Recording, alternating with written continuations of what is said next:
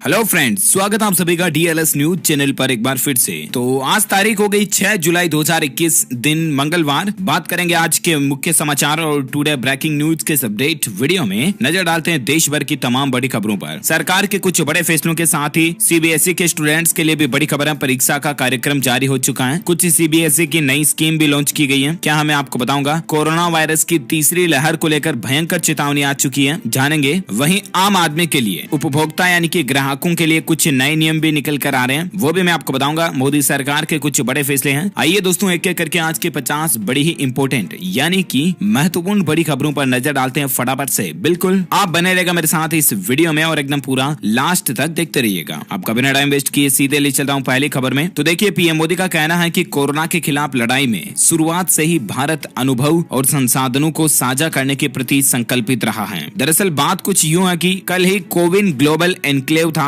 और उसमें पीएम मोदी बोले कि कोई भी देश महामारी से अकेले नहीं लड़ सकता। कोरोना के खिलाफ वैक्सीनेशन हमारी सबसे बड़ी उम्मीद है और इसी वैक्सीनेशन का जो आधार है ना हमारे भारत में, कोविन ऐप, कोविन पोर्टल, उसकी टेक्नोलॉजी को भारत अब दूसरे सभी देशों के साथ फ्री में शेयर करने जा रहा है। यानी कि भारत अपने सॉफ्टवेयर का ओपन सोर्स बना करके पूरी दुनिया के साथ फ्री में शेयर करेगा, क्योंकि कोविन प्लेटफॉर्म के इस्तेमाल के लिए कई देशों ने रुचि दिखाई है। और इसी को लेकर कल एक सम्मेलन आयोजित किया गया था। उसमें प्रधानमंत्री नरेंद्र मोदी ये बोले, तो भारत के लिए बड़े ही गौरव की बात है कि दूसरे देशों की सहायता भारत करने जा रहा है। तकरीबन दुनिया भर के 50 से ज्यादा देश हमारे कोविन पोर्टल की टेक्नोलॉजी को यूज करेंगे, है ना। अगली बड़ी खबर देखिए दोस्तों, पेटीएम ने लॉन्च किया पोस्ट पेड मिनी सर्विस। बिना ब्याज के आपको लोन मिलेगा और उसे आप 30 दिन में चुका सकते हैं। 0% इंटरेस्ट रेट पर आपको 60,000 रुपए तक का लोन पेटीएम की इस पोस्ट पेड मिनी स्कीम के तहत मिल जाएगा। अगर आप भी पेटीएम यूज करते हैं तो आपके लिए अच्छी खबर है। पेटीएम पर अब आपको तुरंत 60,000 रुपए तक का लोन मिल जाएगा। पेटीएम ने बाय नाउ पे लेटर सर्विस के तहत पोस्ट पेड मिनी लॉन्च किया और कंपनी इससे छोटी लोन मुहैया कराएगी। आपको बता दूं दोस्तों, कंपनी ने इस योजना के लिए आदित्य बिरला फाइनेंस लिमिटेड के साथ एक पार्टनरशिप यानी कि साझेदारी भी की है। कंपनी का मकसद है कि इस योजना से तत्काल लोन मिल सकेगा और जो कि कोरोना संकट के बीच लोगों की मदद के लिए एक बहुत ही अच्छी पहल होगी ये, है ना। तो आप भी चाहें दोस्तों तो पेटीएम पर अब तुरंत 60,000 रुपए तक का लोन ले सकते हैं और 1 महीने तक आप पर कोई भी ब्याज वगैरह नहीं लगेगा। 30 दिन के अंदर आपको लोन वापस चुकता करना पड़ेगा, ठीक है ना। चलिए अगली बड़ी खबर देखिए। हाई कोर्ट का एक बड़ा फैसला निकल कर आ रहा है कि पुनर्विवाह साबित हुआ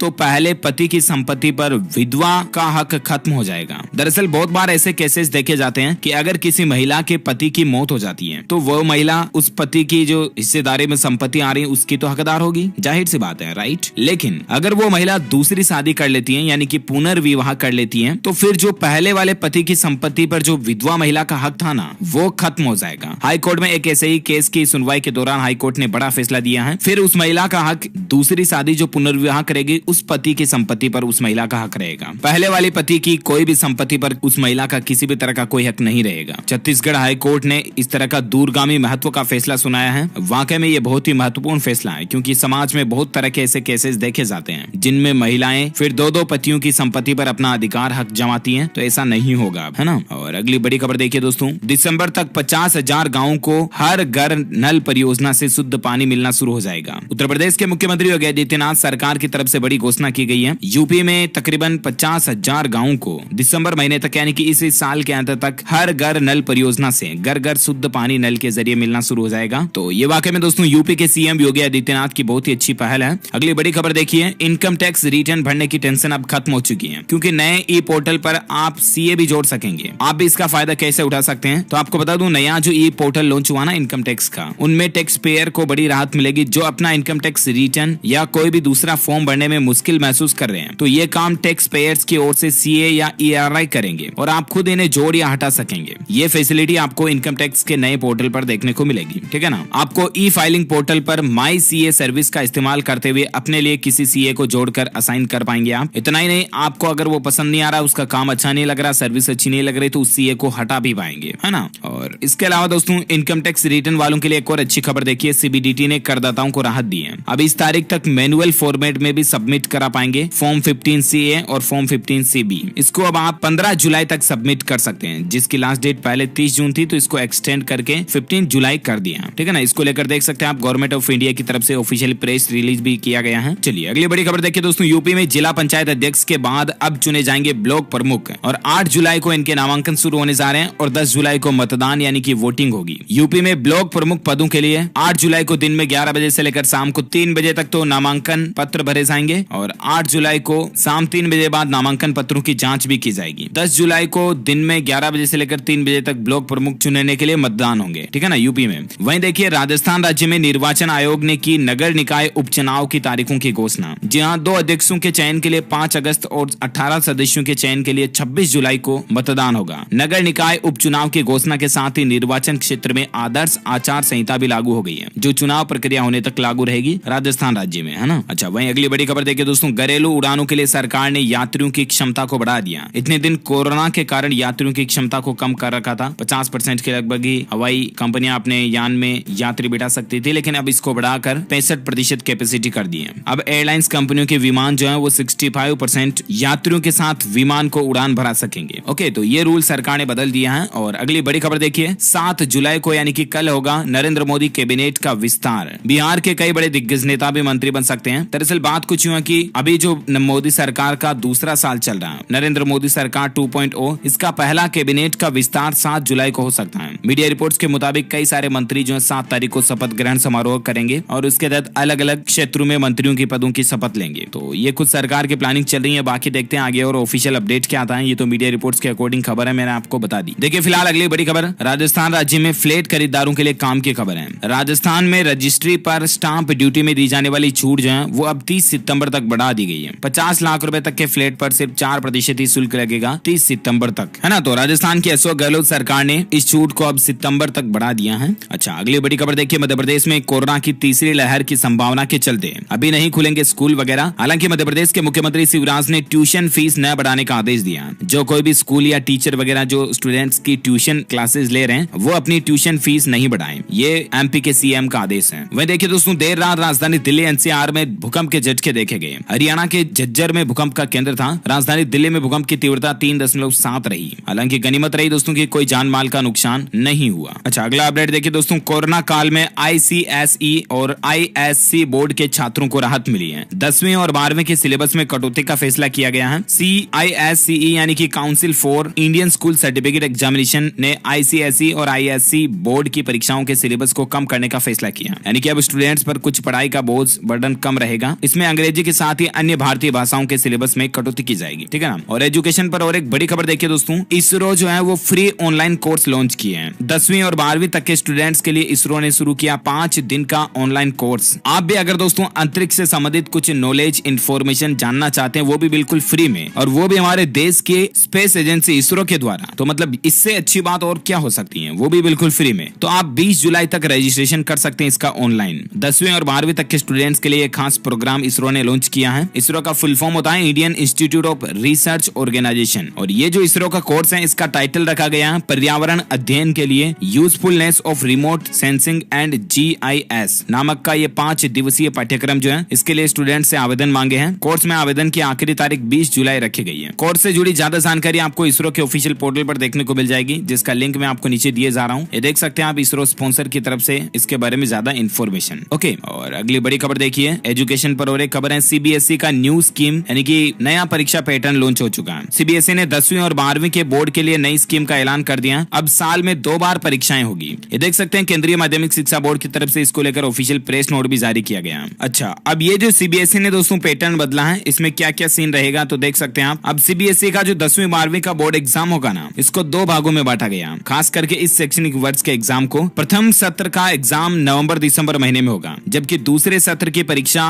मार्च-अप्रैल में करवाई जाएगी, यानी कि मार्च-अप्रैल 2022 में। कोरोना महामारी में CBSE ने परीक्षाओं को सुनिश्चित कराने का लक्ष्य रखा गया है, यानी कि परीक्षाएं रद्द नहीं होगी, जबकि एग्जाम करने की प्लानिंग कर रही है CBSE। इसके अलावा देखिए कक्षा 9वीं और 10वीं के लिए इंटरनल असेसमेंट में 3 पीरियोडिक टेक्स्ट, पोर्टफोलियो और प्रैक्टिकल वर्क को भी शामिल किया जाएगा। इसी तरह से 11-12 के एग्जाम में भी ये बदलाव किया है, जिसका एग्जाम पैटर्न आप स्क्रीन पर देख सकते हैं। वहीं CBSE को लेकर और एक अपडेट ये दोस्तों की CBSE की कक्षा 10वीं में अंक गणना पर दिल्ली हाईकोर्ट में 9 जुलाई को सुनवाई होगी। और बाकी तो देखते हैं 9 जुलाई को हाईकोर्ट की तरफ से इस पर क्या फैसला आता है। जो कोई भी अपडेट आएगा मैं आपको बता दूंगा परसों के दिन, है ना, इसी चैनल DLS न्यूज के ही ऊपर। और फिलहाल अपन बात करें अगली बड़ी खबर में, तो देखिए एजुकेशन पर सरकारी नौकरी को लेकर और एक अच्छी खबर देखिए, पटवारी और लेखपाल के 513 पदों पर भर्ती के लिए आप भी अप्लाई कर सकते हैं। UKSSSC के अंदर रिक्रूटमेंट निकली है। 5 अगस्त तक एप्लीकेशन फॉर्म भरने की प्रोसेस जारी रहेगी, तब तक आप भर सकते हैं। योग्यता मांगी इसमें ग्रेजुएशन, आयु सीमा 21 से 35 साल तक के कैंडिडेट्स अप्लाई अप्लाई कर सकते हैं। आवेदन करने की अंतिम तारीख 5 अगस्त है। हालांकि 22 जून से इसके एप्लीकेशन फॉर्म भरना शुरू हो चुके हैं। मैंने आपको एक बार शायद DLS न्यूज के ऊपर पहले भी बताया था, लेकिन एक बार फिर से रिमेंबर कर देता हूँ। ऑफिशियल वेबसाइट है इसका sss.uk.gov.in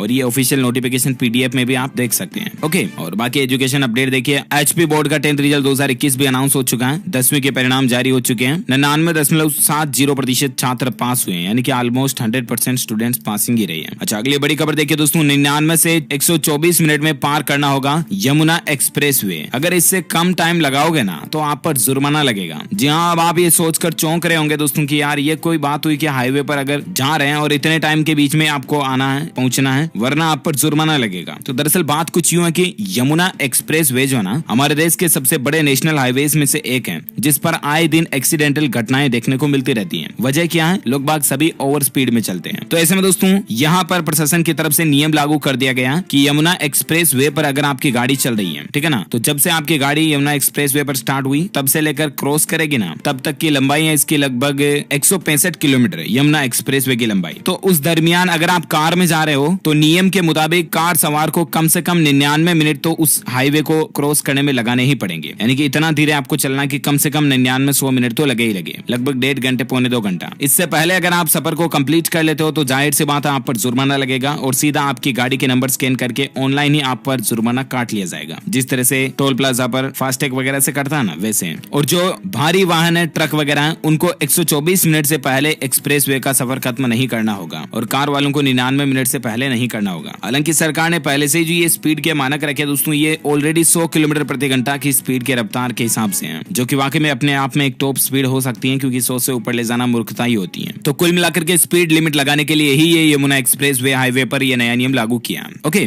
अगली बड़ी खबर देखिए दोस्तों। अमेरिकी शोधकर्ताओं का यह दावा किया जा रहा है कि इस सदी के अंत तक इंसान 130 साल की उम्र तक जी सकेगा। पिछले एक दशक में ही लंबी उम्र वालों की संख्या बढ़ी है। अभी 118 साल की केन नाम की महिला जो है वो दुनिया की सबसे बुजुर्ग इंसान है। सबसे उम्र दराज महिला अभी केन तनाका जी इनका नाम है और उम्र इनकी 118 साल, जो कि ये कैंसर को भी मात दे चुकी है। और ऐसे में वैज्ञानिकों का ये कहना है, मानना है, वाशिंगटन यूनिवर्सिटी के एक्सपर्ट्स ने ये दावा किया है। उन्होंने अपने शोधकर्ताओं ने दावा किया दोस्तों कि भविष्य में इंसान की उम्र कम से कम 130 साल तक की जा सकती है। नई रिसर्च कहते हैं कि इंसान की उम्र में बढ़ोतरी हुई है। अच्छा, अगली बड़ी खबर देखिए। अब पंजाब में खत्म होगा कैप्टन और सिद्धू के बीच का विवाद। आज सोनिया गांधी से मुलाकात करेंगे अमरिंदर सिंह। आपको बता होगा दोस्तों, कांग्रेस पार्टी के कई बड़े बड़े नेताओं को लेकर कई अलग अलग राज्यों में जहां कांग्रेस की सत्ता चल रही है ना, वहां तक भी ये छोटी छोटी लड़ाइयों का प्रेशर देखा जा रहा है। और ऐसे में अब पंजाब में अंदरूनी कलह खत्म होने के कगार पर पहुंच गया है। पहले नवजोत सिद्धू ने राहुल और प्रियंका गांधी से मुलाकात की और अब पंजाब के मुख्यमंत्री कैप्टन अमरिंदर सिंह ये खुद भी सोनिया गांधी से मुलाकात करेंगे। और चलिए अगली बड़ी खबर में बात करें दोस्तों, आज के मौसम समाचार को लेकर अपडेट देखिए आप। मध्य प्रदेश में 2 दिन बाद एक्टिव हो जाएगा मानसून। बंगाल की खाड़ी में सक्रियता बढ़ चुकी है। पहले जबलपुर क्षेत्र में बारिश होगी और 8 जुलाई से भोपाल, इंदौर में भी भारी बारिश शुरू हो जाएगी। यानी कि एमपी में 7 जुलाई से एक बार फिर से आज से मानसून दोबारा सक्रिय होने जा रहा है और 10 जुलाई तक पूरे मध्य प्रदेश में मानसून बरस जाएगा। और सिर्फ एमपी में ही नहीं, अगले कुछ घंटों में राजधानी दिल्ली समेत कई राज्यों में बारिश की चेतावनी है। IMD यानी कि भारतीय मौसम विज्ञान विभाग ने इसको लेकर अलर्ट भी जारी किया है। अब दोस्तों 10 जुलाई तक कई और राज्यों में मानसून पहुंच जाएगा, जैसे कि राजस्थान, पंजाब समेत उत्तर भारत के जो भी बाकी राज्य बचे हुए हैं जहां पर अभी भी भरपूर बारिश नहीं हुई है, किसान भाई लोग अपनी फसलें नहीं बो पाए हैं, तो उन राज्यों में 10 जुलाई तक मानसून आ जाएगा और 10 के बाद 10, 11, 12 तक उनमें आसानी से बारिश आपको देखने को मिल जाएगी। आपको बता दूं, राजधानी दिल्ली में इस साल मानसून पिछले 15 सालों में सबसे लेट है। तो ऐसे में राजस्थान, दिल्ली, पंजाब, चंडीगढ़ के कुछ हिस्से जहां पर मानसूनी बारिश अभी भरपूर नहीं हुई है, तो वहां पर आपको 10, 11, 12 तक बारिश देखने को मिलेगी। वैसे अभी अगले 24 घंटों के दौरान का संपूर्ण भारत का मौसम पूर्वानुमान आखिर क्या कहता है, तो आपको बता दूं, अगले 24 घंटों के दौरान केरल, तटीय कर्नाटक, रायलसीमा, छत्तीसगढ़, तेलंगाना, पूर्वोत्तर उत्तर प्रदेश, उप हिमालय, पश्चिम बंगाल, सिक्किम, असम, मेघालय, अरुणाचल प्रदेश, नागालैंड, तमिलनाडु, आंतरिक कर्नाटक और आंध्र प्रदेश में हल्की मध्यम बारिश देखने को मिल सकती है। वहीं बिहार के कुछ हिस्सों में, गंगेय पश्चिम बंगाल, झारखंड, पूर्वी मध्य प्रदेश, मराठवाड़ा के अलग अलग हिस्सों में, दक्षिण मध्य महाराष्ट्र, कोंकण, गोवा, पश्चिम हिमालय और दक्षिण पूर्व राजस्थान में भी हल्की से मध्यम बारिश हो सकती है। ओके, तो ये रहा आज का वेदर न्यूज अलर्ट। और वहीं बात करें सराफा बाजार में सोने चांदी के रेट को लेकर क्या खबर चल रही, तो देखिए सोने के दाम में बढ़ोतरी हुई है और चांदी भी महंगी हुई है। पिछले 4 दिनों के बाद बाद अभी सोने में भारी उछाल देखा गया, क्योंकि डॉलर फिसला तो फिर सोना चांदी महंगा हुआ। सोने के रेट की बात करें तो सोना 69 रुपए महंगा होकर 46,408 रुपए प्रति 10 ग्राम चल रहा है। और वहीं चांदी की बात करें तो चांदी 251 रुपए की तेजी के साथ 46,339 रुपए प्रति किलोग्राम चल रही है। ओके, और पेट्रोल डीजल के रेट को लेकर खबर देखिए दोस्तों, आज फिर से महंगा हुआ है पेट्रोल।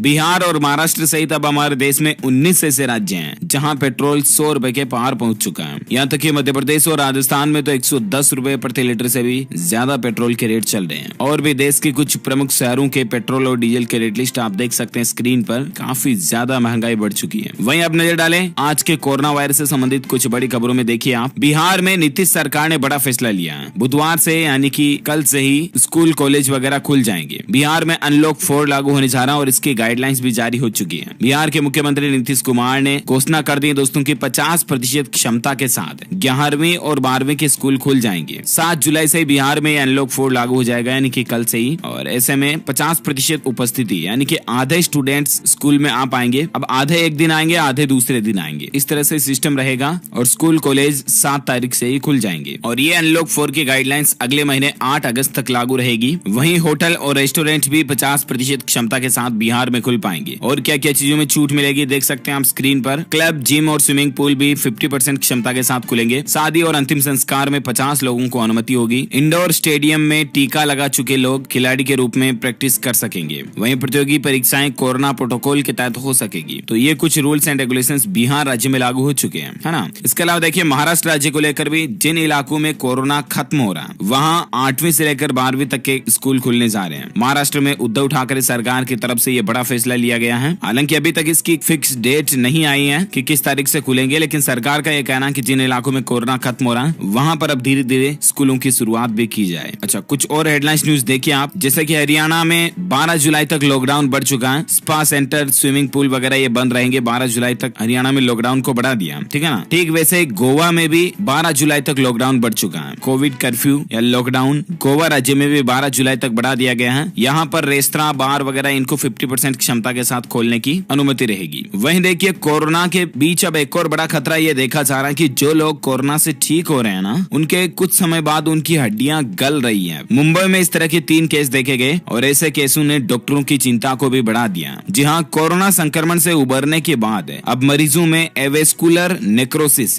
यानी कि बोन डेथ के मामले देखने को मिल रहे हैं, जिसे साधारण भाषा में कहा जाता है कि हड्डियां गल चुकी हैं उनकी। मेडिकल टर्म्स के रूप में देखा जाए तो एवेस्कुलर नेक्रोसिस ये बीमारी है जिसमें हड्डियां एक मरीज की जो वो गलने लगती हैं और धीरे धीरे बिल्कुल खत्म हो जाती हैं। अब ये साइड इफेक्ट देखा जा रहा है जो लोग कोरोना से ठीक हो चुके हैं उनमें भी, जो कि वाकई में बड़ी ही चिंताजनक बात है। वहीं देखिए दोस्तों, भारतीय स्टेट बैंक यानी कि SBI की रिसर्च रिपोर्ट में बड़ा खुलासा देखने को मिला है। भारत में अगस्त तक ही कोरोना की तीसरी लहर आ सकती है और सितंबर महीने में तो ये पीक पर होगी। हालांकि कुछ समय पहले दुनिया के दूसरे वैज्ञानिकों और एक्सपर्ट्स का यह कहना था कि कोरोना की तीसरी लहर अक्टूबर-नवंबर तक आ सकती है, लेकिन भारतीय स्टेट बैंक की रिपोर्ट ने सबको चौंका के रख दिया। हमारे देश के एक्सपर्ट्स, डॉक्टर वगैरह, साइंटिस्ट भी चिंता में आ गए हैं कि अगले महीने ही कोरोना की तीसरी लहर आ सकती है। अभी जुलाई चल रहा तो अगस्त में आपको 3rd वेव कोरोना की देखने को मिल सकती है और यहाँ की सितंबर तक तो पीक पर आ जाएगी वो। इसलिए दोस्तों जरा से भी बिल्कुल भी लापरवाही ना करें। घर से जब भी निकलें मास्क लगा करके निकलें और बिना काम तो घर से बाहर जाएं ही नहीं, क्योंकि अभी तक दूसरी लहर भी पूरी तरह से खत्म नहीं हुई है। अभी भी आपको पता होगा रोजाना लगभग 35-40 हजार के समथिंग नए कोरोना मामले तो आ ही रहे हैं। तो कहाँ खत्म हुई अभी दूसरी लहर, 2nd वेव भी, इसलिए सावधान रहना जरूरी है। ओके, और वहीं अगली बड़ी खबर देखिए, मध्य प्रदेश के मुख्यमंत्री शिवराज का ऐलान है कि वैक्सीन जरूरी है। तीसरी लहर से बचने के लिए दवाइयों का भी स्टॉक शुरू करें। मध्य प्रदेश CM का भी यही कहना है कि दवाइयां पहले से मतलब हॉस्पिटल वगैरह जो है वो स्टॉक करके रखें, क्योंकि 3rd वेव कभी भी आ सकती है। अच्छा, टीकाकरण के आंकड़ों की बात करें दोस्तों तो देश भर में पिछले 24 घंटों में 41 लाख से भी ज्यादा लोगों को वैक्सीन लगाएगी। अभी तक हमारे भारत में कुल वैक्सीनेशन का आंकड़ा 35 करोड़ से भी ज्यादा पहुंच चुका है, जो कि अच्छी बात है, क्योंकि भारत में वैक्सीनेशन का प्रोग्राम तो बड़ा ही जोरों शोरों से तेजी से चल रहा है। वहीं भारत में कोरोना के ताजा डेटा की बात करें, आंकड़ों की, तो देखिए पिछले 24 घंटों में 34,000 नए मामले देखे गए, जबकि 552 लोगों की मौत हुई। एक्टिव केस की संख्या अभी भारत में 4,58,000 चल रही है और वहीं भारत में कुल मरने वालों की संख्या का आंकड़ा